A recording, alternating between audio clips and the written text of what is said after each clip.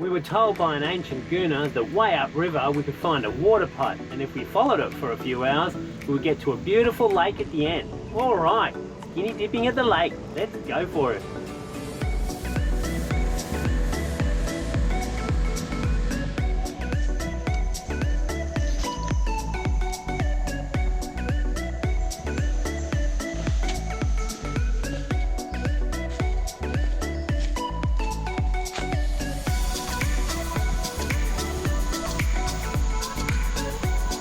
Check out this pipe repair. It's Quality Repairs. Obviously they've been watching my blog.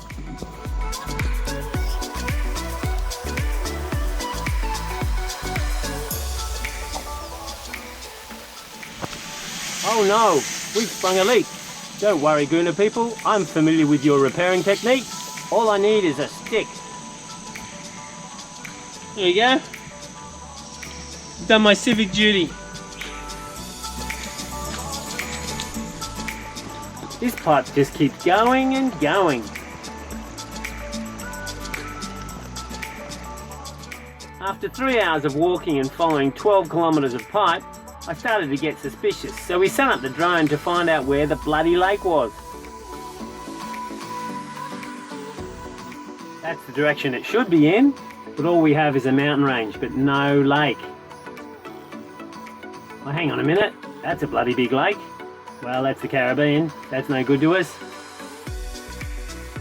But nothing at all. Still no lake to be found. Well, I checked out Google Earth later on, and it turns out we're only about a quarter of the way there. It was halfway to Panama City. That Guna in his younger days must have been one fit dude to do it in 3 hours.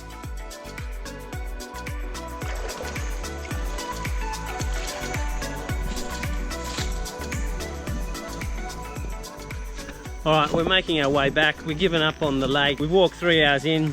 I don't know where it is. We need to get back because we need some light to get back in, obviously. And poor Margarita, she doesn't have any insect repellent or long pants, so she's going to get munched by mosquitoes. So hopefully we'll get some more drone footage on the river when we get back. Anyway, we're off to see some more of this beautiful paradise.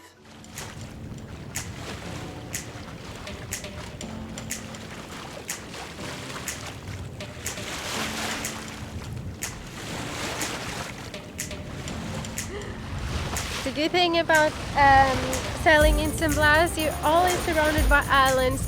It's a beautiful scenario to be on, really enjoying the sailing. And it's just 1 hour, 2 hours max between islands. We're crossing in between reefs. We're right in the channel now. Woo! It's going up and down with the waves that it's created on the reef.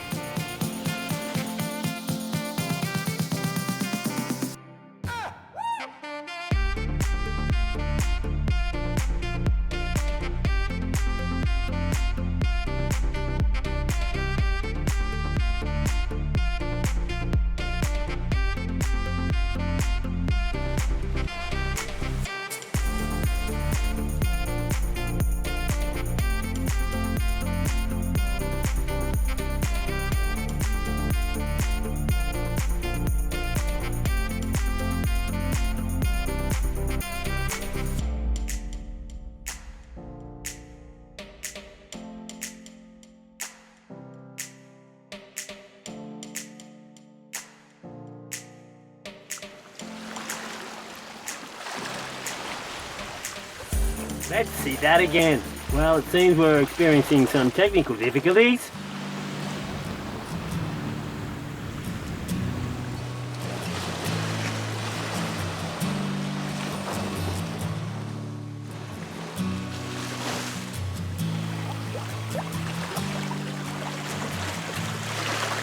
A few weeks ago, I didn't get footage of it a few weeks ago. This was all salt water. Salt water had, or the waves, or a storm had come up, washed over here and filled all of this. It was like a little lake, except with salt water. And now, as you can see, all of this grass is all dead.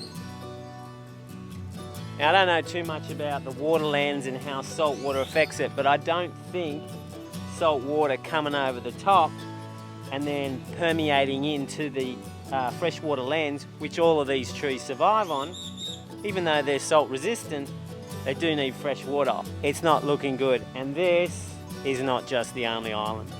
There's lots of islands. I don't know how long this island's got to go, but this island in the Bauhaus book is much larger. We had trees going out to there. As you can see, they're all wrecked. 12 trees here, and on the other side, as we've seen, there's probably another 12. So this island's shrinking. It's just sad because the Gunas are so primitive and simple and lovely, and through no fault of their own, I mean, they just don't have a chance.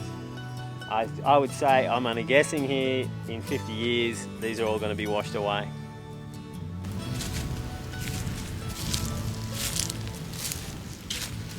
What do we have here? It's a booby bird. This bird has been here sitting for 30 minutes and he's not afraid of us. We don't know if he's used to humans or if he's sick or something happened to him. But it's not normal to have they're allowing us to get so close. And he's not even bothered. Just scratching his feathers.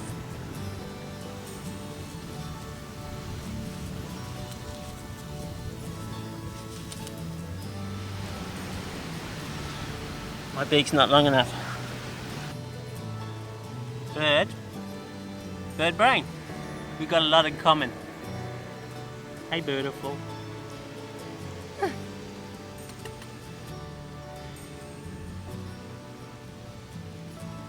He's not very comfortable with me being so close. Like a centimeter. This is what happened yesterday. I saw a snapper near this small bommy here. It's not looking good already since she has seen me and I'm not on the bottom. It's doubtful anything will come of this, but you know, just give it a crack. I try to get to the bottom and stop moving to spark her interest, but in this picture she has already moved upstream and a little away from me.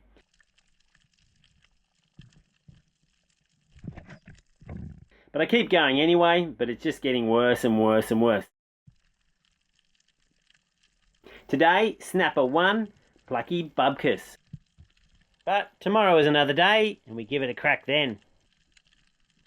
By some video magic, tomorrow is now today. Let's get cracking. But first, some sightseeing. Let's check out this wreck. I have to be real careful with the ducky here. There's reef everywhere.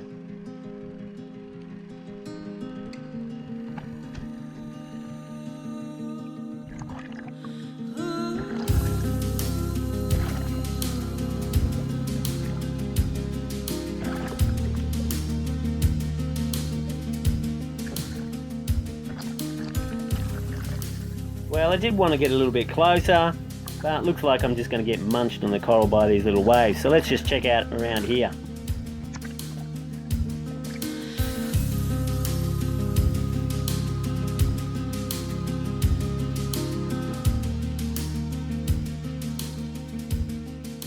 We've got a nice small barracuda here, and a bit of the wreck.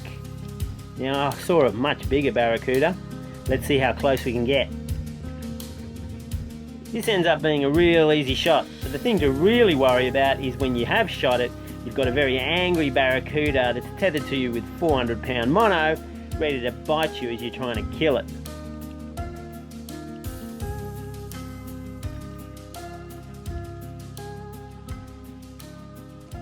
Let's go for something tastier. I've just come from the wreck. This is the channel right here. This is where I've seen some snapper, right there. So I've anchored here. I'm gonna swim across the reef because the current's always this way because all the waves are pushing in, filling up the little lagoon behind the reef, and it pushes out here. The problems with the other days, I've always swum against current. I just can't hold my breath long enough because I'm working too much. So I'm gonna cut across here, dive down, and it'll be a long drift. Let's see what happens.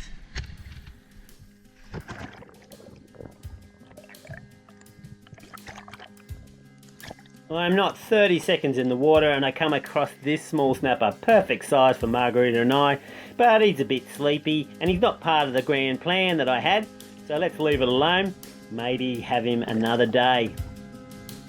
Now I have no idea whether the snapper are going to be there today, but if we do everything right and they're there, it should be sweet. Let's get some breaths and let's give it a crack.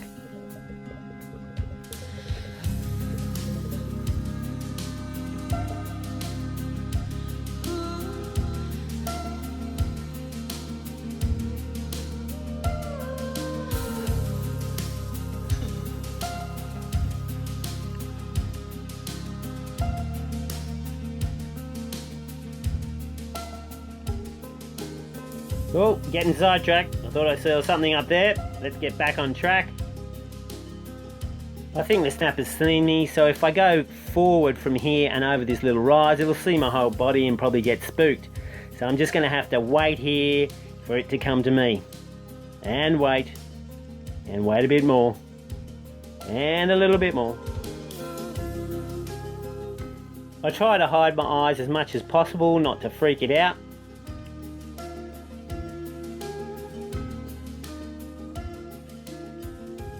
In a few moments, this fish is going to be one unhappy camper.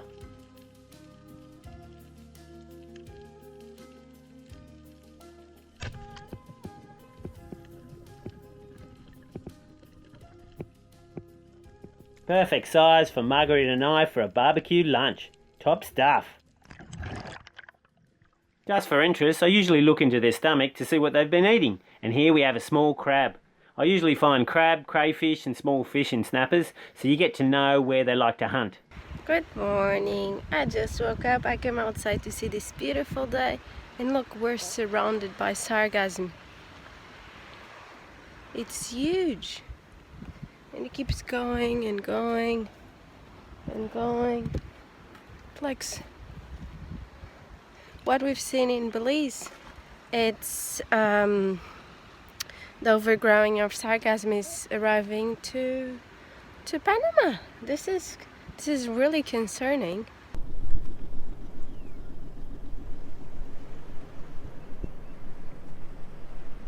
The sargasm got thicker and thicker, and with the rotting smell, it left us no choice but to leave. But we didn't go very far. We moved from east to West Cocos Banderos base.